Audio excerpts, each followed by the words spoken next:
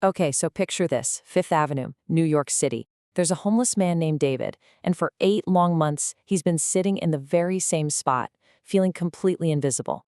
Then one day, this businessman in a sharp suit stops, crouches down, and says something that honestly makes absolutely no sense at all.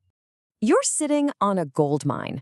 I mean, can you imagine? For David, who has nothing, no money, no home, and feels like he has no hope, these words must sound absolutely crazy. But what this stranger saw would totally transform his life, and it really reveals a powerful truth about the value that we all have, but, often fail to see in ourselves. So let's really break down this first encounter, because it's all built on this fundamental clash of perspectives. Right here, you can see the two totally different worlds. The businessman, Marcus, he didn't see a problem to be fixed. He saw an asset. He saw someone who showed up every single day, no matter what. That's consistency. He saw someone with a totally unique view of the entire block. That is valuable information. David, on the other hand, well, he could only see what he didn't have. He just saw himself as a homeless guy, totally invisible to the world passing by. Just let that sink in for a second. 8 months. We're talking over 240 days of watching life just rush past you. And every single day just confirms that belief that you are completely and utterly invisible. This wasn't just a bad day or a bad week. For David, this was his reality. And this is the first crack in that wall of invisibility. Before any talk of gold mines or money, Marcus does something so simple but so profound. He treats David like a human being, with dignity. By asking him to stand up, he's not just talking at a problem, he's engaging with a person. And that one simple act starts to challenge David's core belief about who he is. All right, so now let's see how this starts to build. Because Marcus doesn't just offer him a handout. Oh no, he offers a challenge. He offers him a job. So the really crucial thing to get here is that this wasn't charity, not at all. This was a professional request. Marcus basically reframed David's passive sitting into active observation. He gave him a really specific task, a clear deliverable, a one-page report, and a hard deadline. He was treating him like a consultant whose unique position offered a valuable perspective. And guess what? David delivered, big time. He didn't just come back with some vague comments, he provided actionable business intelligence. That slow coffee line? That's a direct threat to a local business. The heavy bookstore door? That's a customer experience nightmare. Marcus's theory was proven right, like instantly. David was sitting on incredibly valuable information. And this $50, this changes everything. It's not a donation, it's not a handout, it is payment for a service. It's the very first piece of hard, tangible evidence that David has had in months that his time, his attention, and his observations have real, actual monetary value. And from this one single transaction, the momentum just completely explodes.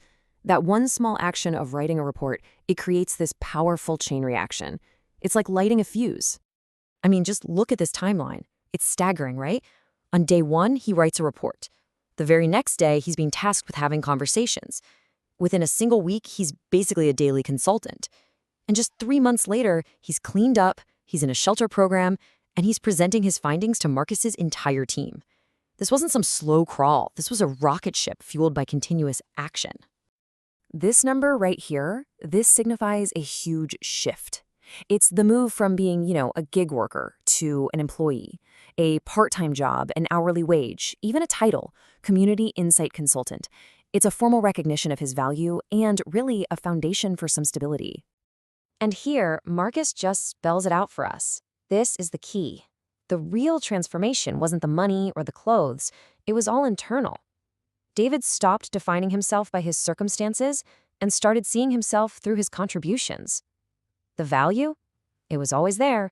The action is just what made it visible, first to Marcus, and then, most importantly, to David himself. So this isn't just some feel-good, inspiring story. There's a well-documented psychological principle that explains exactly why this worked so powerfully. It's called behavioral activation. And honestly, it completely flips our usual way of thinking on its head. We tend to wait until we feel motivated or feel worthy to do something. This principle says the exact opposite. Take the action first, and the feelings of motivation and worthiness will actually follow. The action itself creates the proof that literally rewires your brain. And you can see the two paths so perfectly right here. David was completely trapped in that vicious cycle on the left. He felt worthless, so he withdrew, which of course only confirmed his feelings. Marcus broke that loop by forcing one small action, writing that report. That action generated evidence, the $50 payment, which began to build a new feeling of competence, creating this virtuous upward spiral. This right here is the core idea. It's so simple, but it is so profound. You don't wait to feel confident to speak up in a meeting. Speaking up in the meeting is what builds your confidence. The action is the cause, not the effect. So, the big question, of course, is, what does this all mean for you? Where is the gold mine that you might be sitting on right at this very moment? So David's gold mine was his unique perspective from the sidewalk. Yours might be the patterns you notice at work that everyone else just misses. It could be a hobby you're super consistent with, knowledge you just take for granted because it feels easy to you, or a skill you've always downplayed. These aren't just quirks, they are potential sources of immense value. This is the question to really sit with for a minute. Just think about your daily life, your routines, your knowledge.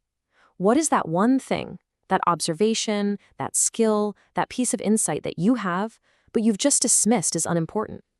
Because the ultimate lesson from David's story on Fifth Avenue is this: your worth isn't something that's just waiting to be found by someone else.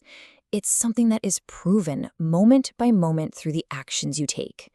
It's time to stop waiting and start demonstrating.